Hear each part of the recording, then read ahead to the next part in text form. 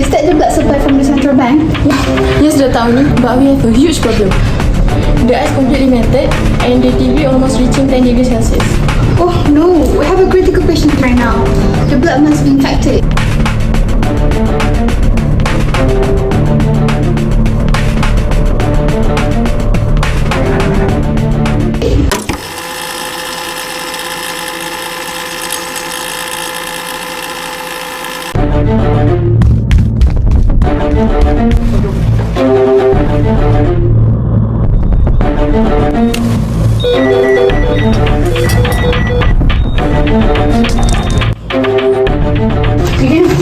Is that the blood supply from the central bank? Ya, you dah tahu ni. Thank goodness, the blood were in good condition.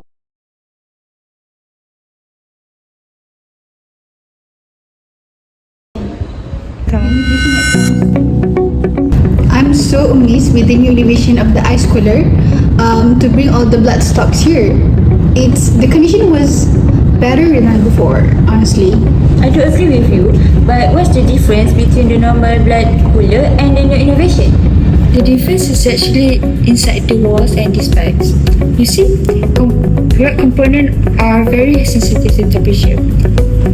Like I said, for example, cell must be strictly kept within 2 to 6 degrees Celsius. If you use regular ice, it can freeze and destroy the cell. But these new box, however, use phase change materials to prevent that. As a thermodynamicist, I can tell you, unlike water which freezes at 0 Celsius, this specific PCM gel is chemically engineered to freeze and melt precisely at 4 Celsius. This creates the absolute perfect median environment for the blood storage because it acts as constant temperature buffer. A constant temperature, even if it's boiling hot outside. Exactly, Dina. The magic lies in the latent heat of fusion.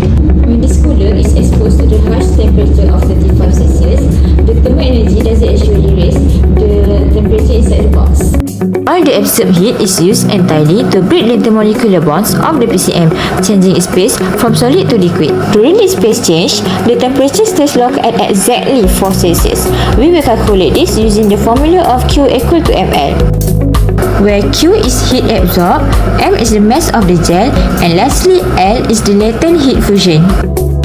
This innovation tackles all three methods of heat transfer. The first one is conduction, and then convection and radiation. Great material need great engineering to pack it up.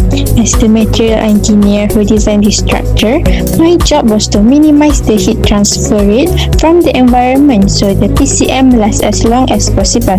We tackle all three methods of heat transfer. The first one is conduction. The walls are injected with high-density polyurethane foam. It's an incredibly poor thermal conductor, meaning it blocks outside heat from vibrating its way through the walls. The second one is convection. We designed a multi-layered airtight magnetic seal. This prevents warm air currents from sneaking inside and circulating. The third one is radiation. The outer shell has a reflective coating to bounce solar radiation away from the box. By keeping the heat transfer rate incredibly low, the PCM melts at a slow pace, maintaining the perfect 4 Celsius for every 24 hours. This was a very good innovation, especially for our